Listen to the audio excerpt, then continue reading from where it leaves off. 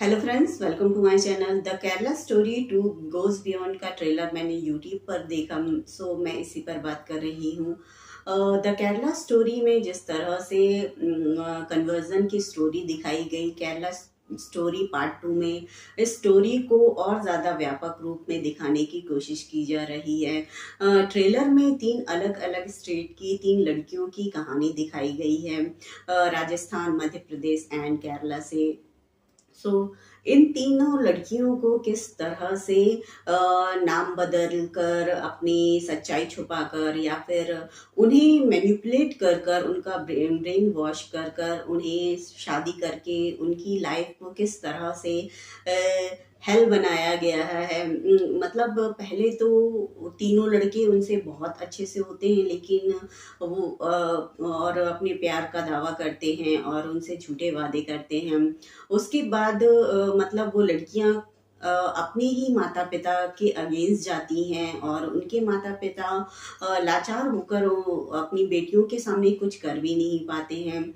And जो trailer में देखा कि वो तीनों लड़कियां एक डायलॉग, उनका एक डायलॉग जो है वो सेम है कि मेरा डैश ऐसा नहीं है। सो मैं नहीं लूंगी उनका वो नाम। ये डायलॉग तीनों लड़कियां बोलती हैं और उनके माता पिता अपनी बेटियों के आगे कुछ नहीं कर पाते हैं और वो तीनों उन लड़कों से शादी कर लेती हैं। उसके बाद उन तीनों लड़कियों के साथ शादी के बाद क्या होता है, ये इस पूरी फिल्म में आपको देखने को मिलेगा। ट्रेलर है, सो मतलब ट्रेलर देखने से ही आपकी रूह कांपती है, डर लगता है। मतलब ऐसा लगता है कि इस तरह की चीज़ें भी होती हैं, इस तरह के धोखे भी होते हैं। जो पहली फिल्म थी द केरला स्टोरी, वो वर्ड ऑफ माउथ से इतनी बड़ी हिट हुई थी। सभी पेरेंट्स और सभी लड़कियों को जाकर इस तरह की फिल्में देखनी चाहिए और सिर्फ फिल्में देखनी ही नहीं, समझनी भी चाहिए क्योंकि प्यार, लव, मोहब्बत, इश्क, इनको इतना ज़्यादा फैंटेसाइज, इतना ज़्यादा बड़ा कर दिया जाता है। लड़कियां इसके आगे कुछ सोचती ही नहीं है। सिर्फ प्यार में ही रहना इम्पोर्टेंट नहीं है, आपका अपने दिमाग का भी इस्तेमाल करना चाहिए, समझना चाहिए कि कौन सी चीज़ सही है, कौन सी चीज़ गलत है। मतलब देखो, समझो, आप यूं ही किसी के पीछे पीछे चले जाना गलत होता है। आपके साथ फ्यूचर में आपको क्या होगा, ये आप समझ ही नहीं पाते हो। इस तरह की फिल्में देखना बहुत ज़रूरी है। तो अभी तो ट्रेलर आया है, 27 फरवरी को ये फिल्म रिलीज़ हो रही है। जितने ज़्यादा लोग इस फिल्म को देखेंगे उन्हें समझ में आएगा कि क्या चल रहा है हमारे देश में। ऐसा नहीं है कि ये सिर्फ कहानी है, इस तरह की घटनाएं होती हैं, इस तरह के केसेस रिपोर्ट होते हैं।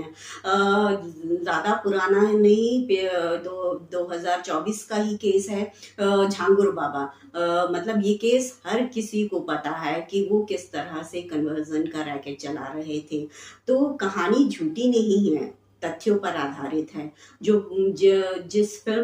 जिन्होंने ये फिल्म बनाई है उन्होंने क्लियरली अपने पहले ही उसे एक इंस्पायर्ड बाय ट्रू इवेंट्स का लोगो दिया है। उन्होंने सामने आकर बताया है कि ये सच्ची घटनाओं पर आधारित फिल्म है। तो मतलब जो इसके खिलाफ हो रहे हैं वो इसके खिलाफ क्यों हो रहे हैं, मतलब आप एक जुर्म, एक क्राइम के अगेंस्ट कैसे बोल सकते हो, ये बात नहीं समझ में आती है। क्योंकि क्राइम क्राइम होता है, किस तरह की चीज़ें करना गलत होता है।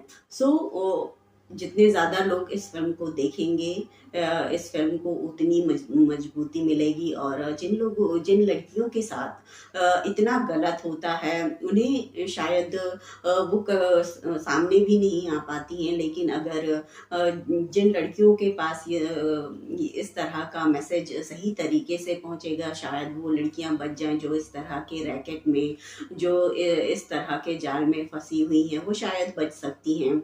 सो या मैं इससे ज़्यादा क्या ही बोल सकती हूँ। जो मुझे लगा वो मैंने अपनी बातें आप लोगों के सामने रख दी। तो धन्यवाद।